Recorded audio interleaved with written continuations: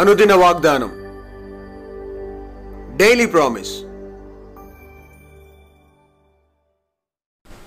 దేవుని నామానికి మహిమ కలుగును గాక. మన ప్రభువు ప్రియ రక్షకుడైన యేసుక్రీస్తు శుభనామములో మీకు నా హృదయపూర్వక వందనాలు తెలియజేస్తున్నాను.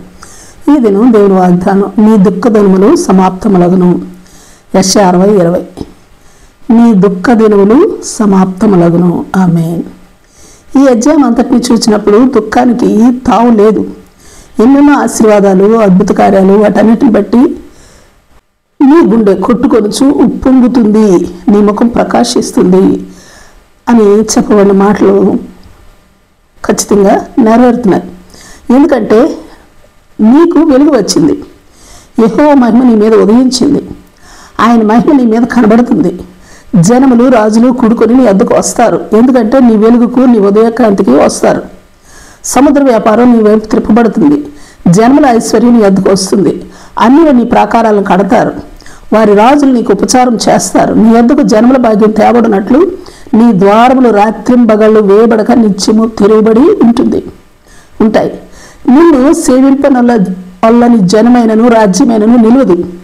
అట్టి జన్మలు నిర్మూలన చేయబడను. నిన్ను బాధించిన వారి సంతానపు వారిని ఎదురుకు వచ్చి సాగిలు పెడదరు.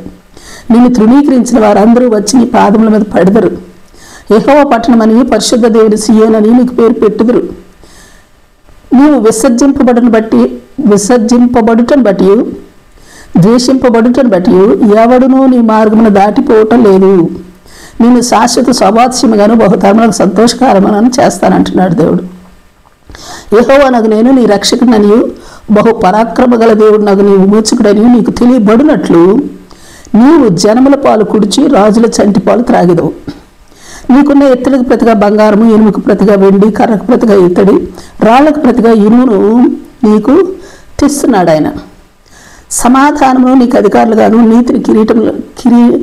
నీతిని నీకు విచారణకర్తలుగాను నియమించుచున్నాడు దేవుడు. ఇకను నీ దేశమున బలత్కారం అన్న మాట నీకు వినబడదు. నీ సరిహద్దుల్లో పాడని మాట కానీ, నాశనం అన్న మాట కానీ వినబడదు. రక్షణయే నీకు ప్రాకారములనియు, ప్రఖ్యాతియే నీ గుమ్మములనియు, నీ ఉన్న స్థితిని గూర్చి నీవు చెప్పుకుంటావు. యెహోవాయే నీకు నిత్యమైన వెలుగవుతాడు. నీ దేవుడు నీకు భోషముగా ఉంటాడు. నీ సూర్యుడికి అస్తమించడు, నీ చంద్రుడు క్షీణించడు. నీ జనులందరూ నీతిమంతులై ఉంటారు. ఇంకను దేవుడు అంటున్నారు, నన్ను నేను మహింపరచుకున్నట్లు నేను నాటిన కొమ్మగాను, నేను చేసిన పనిగాను ఉండి దేశమును శాశ్వతముగా స్వతంత్రించుకుందురు అంటున్నాడు. వారిలో ఒంటరి అయిన వాడు 1000 మంది అగును, ఎన్నిక లేని వాడు బలమైన జనమగును. అబ్బా, ఇట్టి ఆశీర్వాదాలను గురించి చదువుతూ ఉంటే, వింటూ ఉంటే మన గుండె ఉప్పొంగకుండా ఉంటుందా? మన ముఖం ప్రకాశించకుండా ఉంటుందా? అట్లా అయితే ఈ క్రియలని ఒకదాని వెంట ఒకటి జరుగుతూ ఉంటే దుఃఖం. మరి యెషయా 35:9, 51, 11, 42 వచనాల్లో చెప్పబడినట్లుగా నిట్టూర్పులను ఎగిరిపోతాయి, పటాపంచలే. అవును, ఎవరికి మరి ఇట్టి ఆశీర్వాదాలు వెనువెంట వస్తాయి అని గమనిస్తే యెహోవా చేత విమోచింపబడిన వారు, యెహోవా వారికి రక్షకుడుగా ఉన్నవారు, విమోచకుడుగా ఉన్నవారు, యెహోవా నాటిన కొమ్మలుగాను. మరి దాన్నే యెషయా 61:2-3 వచనాల్లో కూడా మనం తెలుపబడతా ఉంది. యెహోవా నాటిన కొమ్మలు వారు, యెహోవా చేసిన పని అయి ఉన్నారు. Praise lord. అందుకే వారి దుఃఖ దినాలు సమాప్తం అయిపోతాయి. యెహోవా నాకు నేను తగిన కాలమున ఈ కార్యం త్వరపెట్టుదరని దేవుడైన యెహోవా సెలవిస్తూ ఉన్నారు. అవును, ఇక్కడ ఈ అధ్యాయంలో లిఖించబడిన ప్రతి మాట మన జీవితాల్లో నెరవేర్చబడి ఇక దుఃఖదినములు ఎగిరిపోవును గాక ఆమేన్, సమాప్తములగును గాక ఆమేన్. Praise lord. ప్రార్థన చేసుకుందాం. ప్రేమ నమ్మకం కలిగిన మా పరలోకపు తండ్రి, నీ పరిశుద్ధ నామమునకు స్తోత్రాలు దేవా. నీ వాగ్దాన వాక్కులను బట్టి నన్ను మమ్మను ఓదార్చినవాడా, మా దోషములను తీర్చుట కొరకే ఈ లోకానికి పంపబడిన దైవ కుమారుడా యేసయ్యా, నీకు మా నిండు కృతజ్ఞతాస్తుతులు, స్తోత్రాలు దేవా.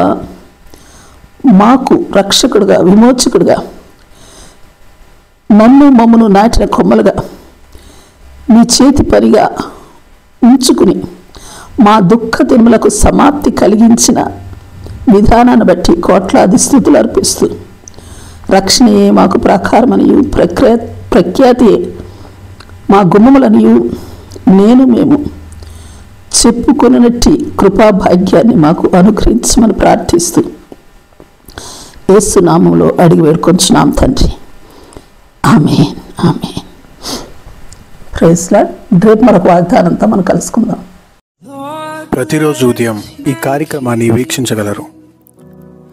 తిరిగి మళ్ళా రేపు ఉదయం కలుసుకుందాం. దేవుడు మిమ్మల్ని దీవించును గాక.